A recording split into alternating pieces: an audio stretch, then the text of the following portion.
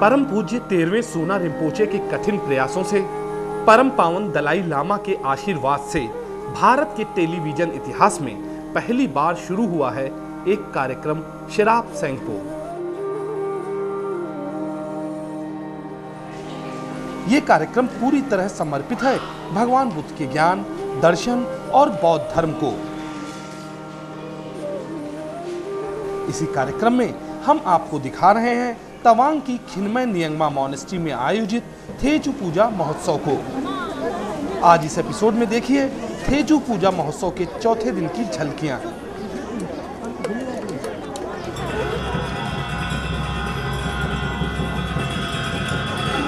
इस उत्सव के चौथे एपिसोड में हम आज आपको दिखाएंगे बौद्ध संस्कृति और परंपराओं में अहम स्थान रखने वाली नृत्य की झलकियां।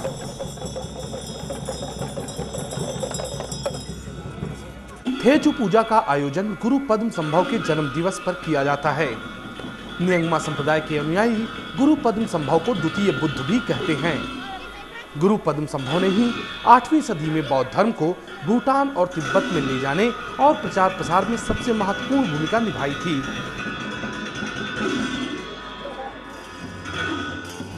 महोत्सव के चौथे दिन भी खिनमय नियंगमा मॉनेस्ट्री का परिसर महोत्सव से रंगीन हो उठा है।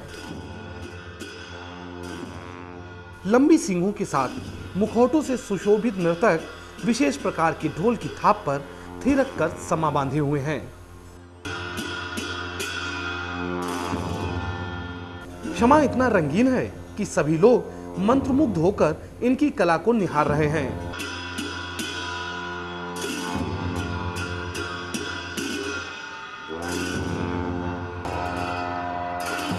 यहाँ पर आपको ये बता देना ठीक होगा कि ये नृत्य कोई साधारण नृत्य नहीं है। इन नृत्यों का बौद्ध धर्म की संस्कृति और परंपराओं में अहम स्थान है।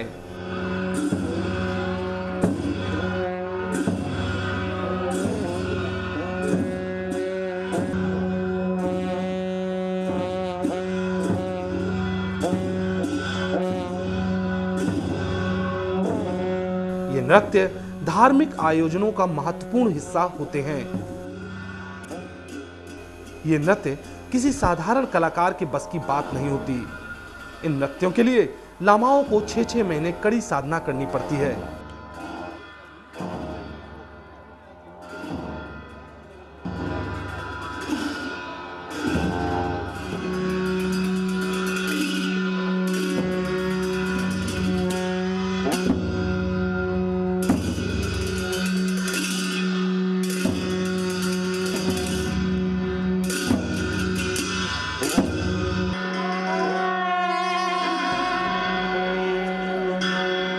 इन नृत्यों के जरिए अच्छाई पर बुराई की जीत, बौद्ध धर्म से जुड़ी कथाएं और बौद्ध धर्म का ज्ञान दिया जाता है।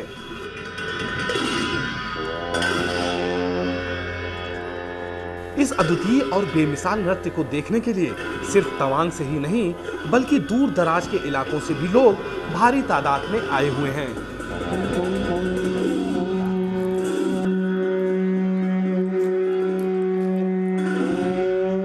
इस नृत्य और महोत्सव के आयोजन का मकसद सिर्फ मनोरंजन नहीं होता है, बल्कि ऐसे महोत्सव का आयोजन कर लोगों को धर्म कर्म से जुड़ी जानकारियां देना होता है। इन्हीं नृत्यों के जरिए लामाओं द्वारा कोशिश की जाती है कि कैसे वो जटिल से जटिल धर्म ज्ञान को कैसे आसानी से लोगों को समझा दें।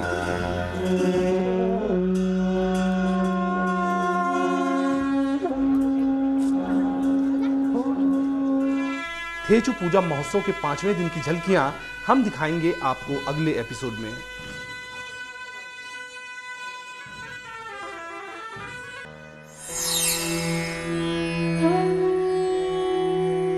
कैसे दूर हो आपके जीवन की मुश्किलें, कैसे सवरे आपका करियर, कैसे सफल हो आपका हर काम, क्या कहते हैं आपकी किस्मत के सितारे। जानिए सटीक होने वाली बौद्ध भविष्यवाणियां।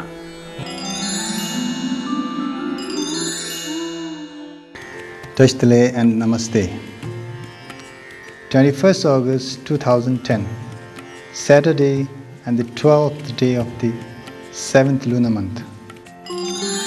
Earth-water is the elemental combination from 9 a.m. It's an auspicious combination as the previous day and brings youthfulness and leads to happiness. So basically it's an auspicious day. This day is good for things that gives you happiness, such as parties, dressing up, games, etc. However, you should avoid starting a business or engaging into an important business assignment. You should also avoid undergoing Tarsic therapy. 22nd August 2010, Sunday, and it's 13th day of the 7th lunar month.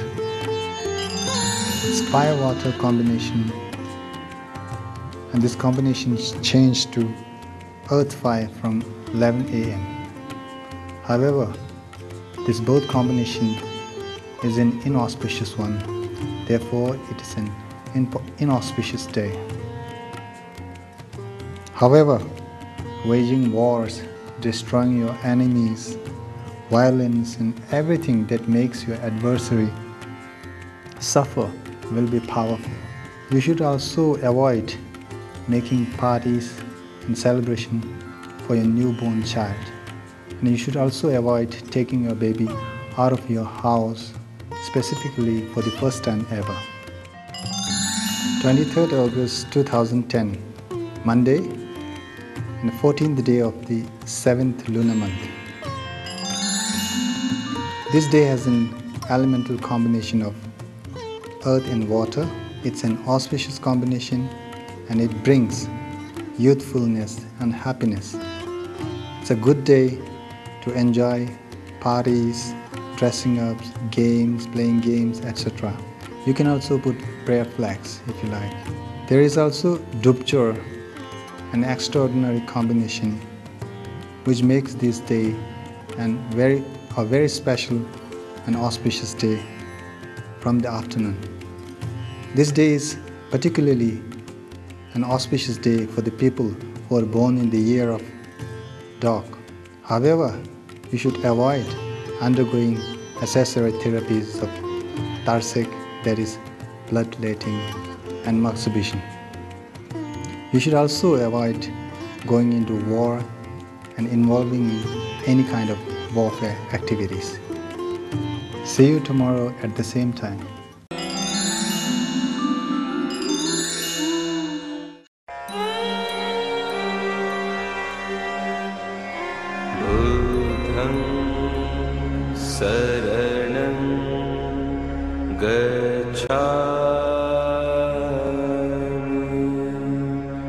क्या है भगवान बुद्ध का दर्शन?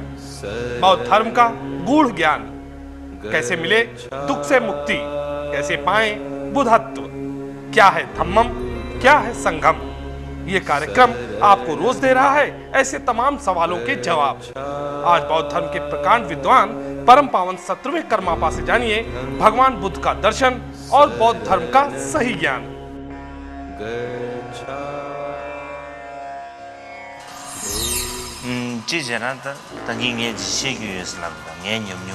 Before, I had mentioned to you that I have an experience of mine that I wanted to share with you. But actually, maybe there's not much to report from the perspective of my experience. You have now had a break and time to relax. So maybe in this we have all shared an experience, and you have become familiar with my experience.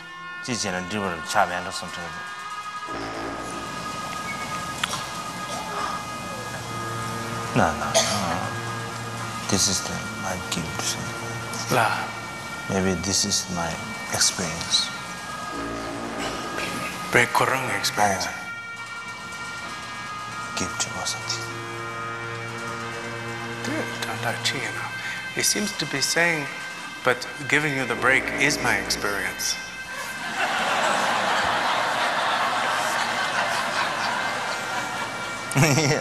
Yes. Okay. Discuss.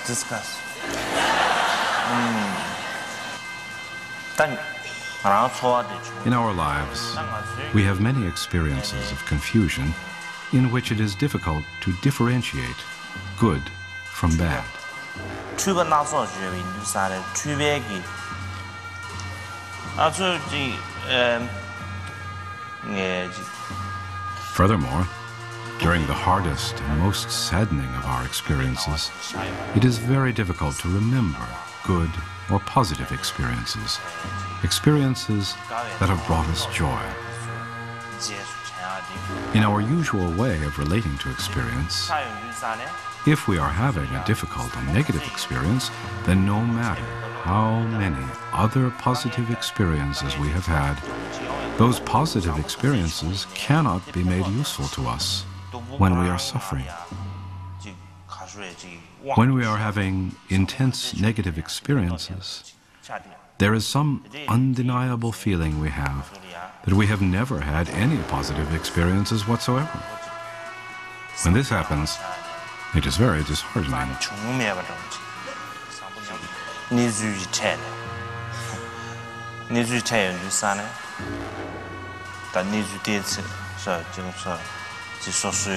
Let's say I encountered a negative situation about 20 seconds ago, and I am now just beginning to feel the onset of a difficult emotion that seems like it will be a strong emotion.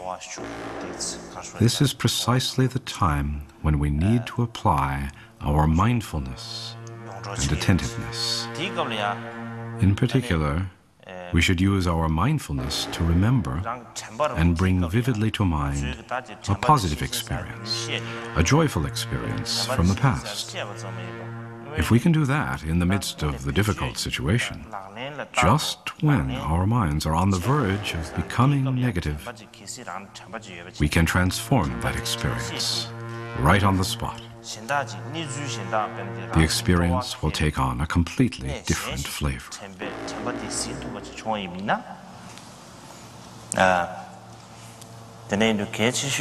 In general, there are many situations in the world that can be sources of happiness and joy for us.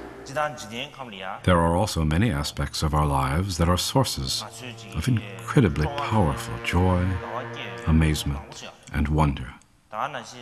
There is no reason why these situations must be able to provide us joy only one time. We should remember them again and again and make full use of them in this way.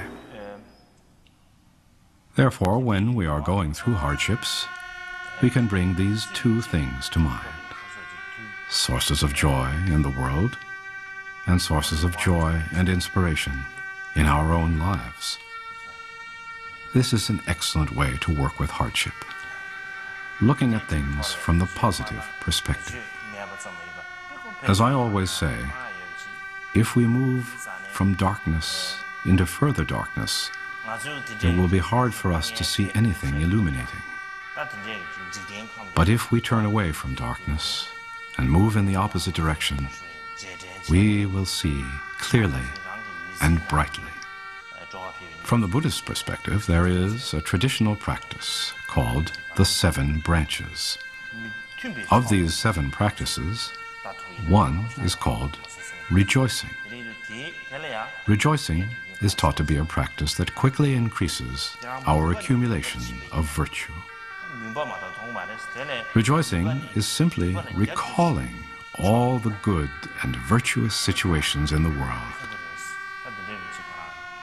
We recall all situations of positivity and happiness in the world and think that we ourselves will also feel a joyful connection to these things. Not only is this practice one that will help us perfect the accumulation of merit, it will also, in a very direct way, help us greatly to transform the difficult experiences we face in our day-to-day lives. Happiness and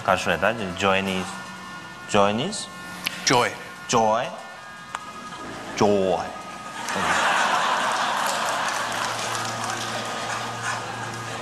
Rejoice. Okay. Wonderful class. That When we practice rejoicing, we recall not just the wonderful life situations of ourselves, but all sources of excellence, joy, benefit, happiness, and abundance there are in the world and in the personal lives of other individuals. By rejoicing in this way, we are allowing ourselves to connect with the same feelings of well-being, joy, happiness, and benefit that are present in the case of the people in whose situation we are rejoicing. I had a few acquaintances who were experiencing great hardship at their places of work. From among these, one person related his experience to me very directly. He said he was undergoing an intense hardship, and that, personally, he could do nothing to ameliorate it. He realized there was nothing he could do but press on in the current conditions. However, one thing that he said did help was that he thought about me. He brought me to mind in the midst of his difficulties, and this, he said, gave him inspiration and strength to carry on. Now, it is true that benefit can be obtained from others. There are situations where others can be of benefit, and those in which oneself can be of benefit. However, in this situation, it was not me who helped this person. It was the power of his own mind that gave him relief. In this way, we are constantly encountering situations of confusion in which it is difficult to discern the good from the bad. It is hard for us to make decisions. Sometimes we may make decisions in confused states, but come to regret them later. I think that it is actually more powerful to connect with a joyful state of mind within the experience of hardship, rather than to make a decision within a state of doubtfulness about eliminating the hardship. So rather than taking the approach that we must decide on a specific course of action, we can simply face the experience directly and connect with a joyful state of mind right within that. It is more powerful to connect with some experience of cheerfulness rather than acting out of rigidity or narrow-mindedness.